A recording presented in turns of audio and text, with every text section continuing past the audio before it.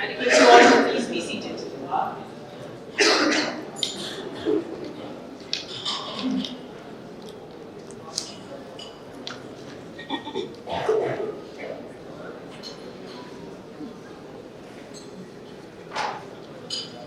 Okay, starting our next panel discussion, which is on medical legal aspects of ICU in Pakistan, end-of-life care pathway and organ donation.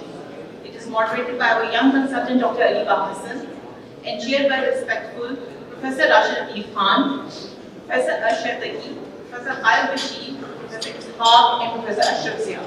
I request my chairs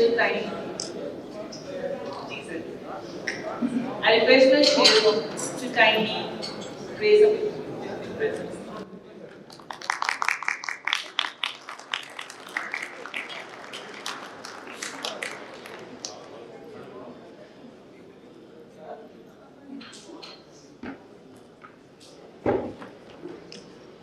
Joining them will be our highly competent panel consisting of Professor Javed Kartezi, Professor Joseph Salim, Professor Taimur Islam, and Maulana Sheikh Jahangir Mehmood.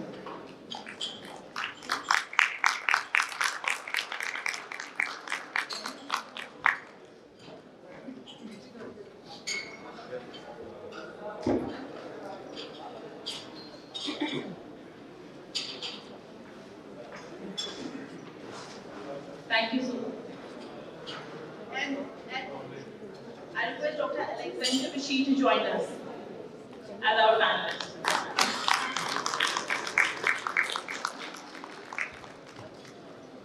I'll now hand over the stage to Dr. Ali Hassan.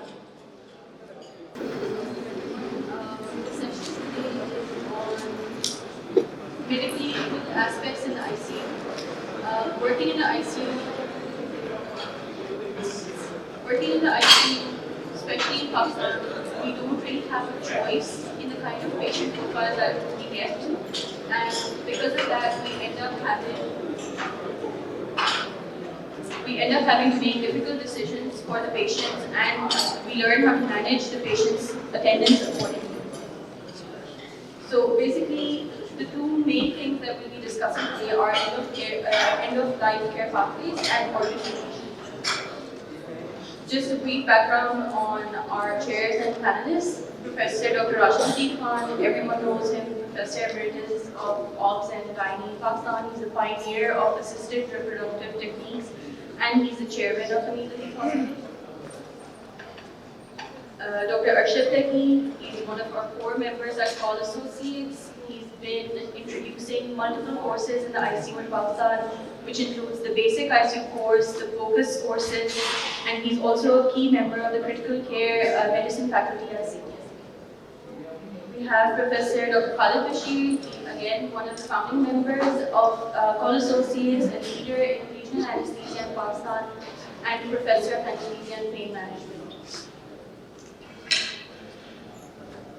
Our panelists are Professor Dr. Javed Kartezi, one of the best surgeons in the country, Professor Dr. Joseph Salim, head of the Anesthesia and ICU department at LGH and the president of DSA, Professor Dr. Taimur Islam, head of medicine at Jinnah, and Maulana Sheikh Jahangir. So just a couple of scenarios that I have here. Dr. Kartezi, my first scenario is for you. We have an 82-year-old male. He's come to the ICU. He has severe body aches. He has a history of prostate CA, stage 4. He's not amenable to treatment. He has generalized metastatic disease. He is obtunded. He's on continuous BiPAP and on vasopressor supports. As a consensus, the surgeons, the anesthetists, the ICU team, everybody agrees that he is someone who is not going to recover from this disease, and we should consider actively palliating him or making him comfortable by starting sedation and anesthesia. This is naturally an extremely difficult topic, and it is extremely difficult to discuss this with our attendants in our country.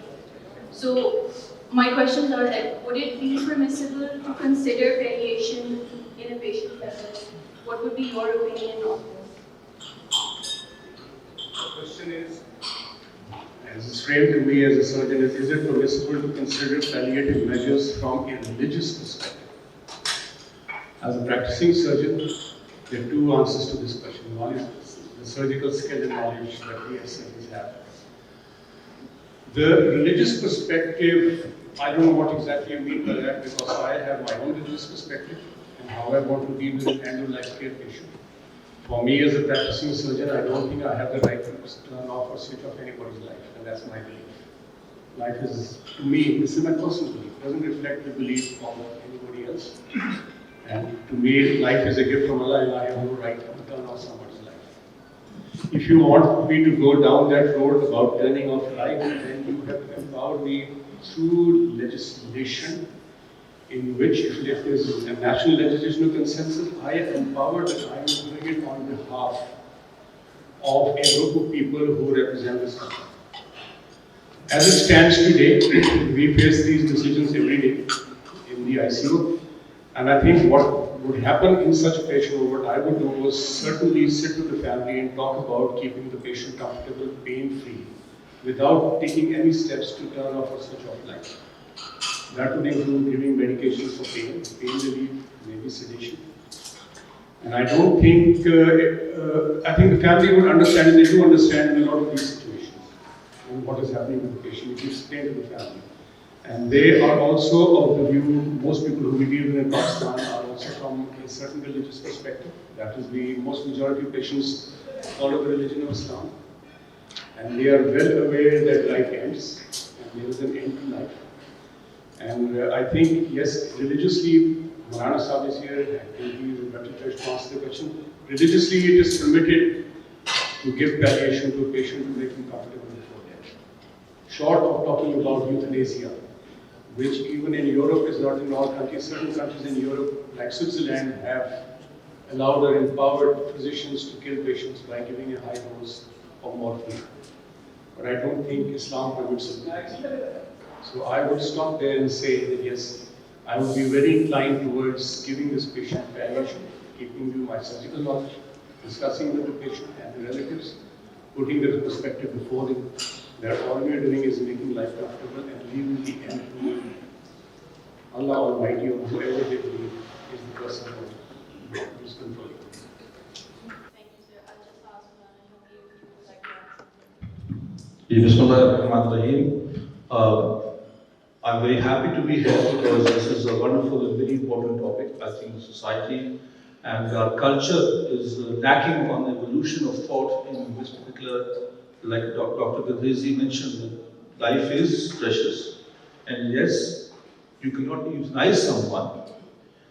And I do not speak for everyone. I do speak for the majority of opinion. And in this case, my personal opinion is also with the majority that yes, you can give them pain management to the end to make them as comfortable as possible till the person actually passes away. There is the issue of when actual death occurs, which will come, I think, the next few scenarios. But yes, if a person, like this particular scenario, and there is no way that that patient is able to recover from those diseases or the set of diseases, you have to manage their pain, and it's not mercy killing, but mercy management. And that is the opinion of not just me, of the majority of scholars in the world, of all schools of thought. That's my opinion. In this particular scenario, what we can do is we'll have to sit with the family. We'll have to explain them what is the possible outcome, what is the current condition, and it is not just single time counseling. By the time, as Dr. Kadiri suggested, that we'll continue the treatment, we'll continue to give this support and make the patient pain-free. Making pain-free doesn't mean any religious aspect. It's patient's basic right, as well as we as physicians, we have to treat the pain. You'll have to sit with the family once, and then a common scenario which all of us face. Then one of the family members, they are in favor of giving peaceful way to heaven, and the other family members, they would like to go for like every possible measure, including ventilation. So it is just a continuous process in which like a couple of meetings to 3 times meeting. Then what you can do is we are just having 2 types of management, like withheld the supports or withdraw the supports. So here you have to discuss, we have to give them the options, and then you will see how family reacts, how family understand your communication with them, and then we can finally reach a mutual consensus. I would just like to, like you said, different family members, different opinions. One person says not happy with it, one person is happy with it. The patient collapses. You have to go for intubation, mechanical ventilation. You don't have a consent for either. You don't have an intubation consent, you don't have a consent for DNB. How would we proceed in this? Unless we have a DNB TLR, we'll have to resuscitate the patient in whatever way is feasible. And as in, it happens sometimes, you intubate someone, they say, oh, we didn't want this. Yes, it do happens. And in that particular scenario, again, you'll have to consult the family, you'll have to tell them the sequences. And in this particular scenario, where they, because I'm working in the public sector, but I have an experience of private sector as well.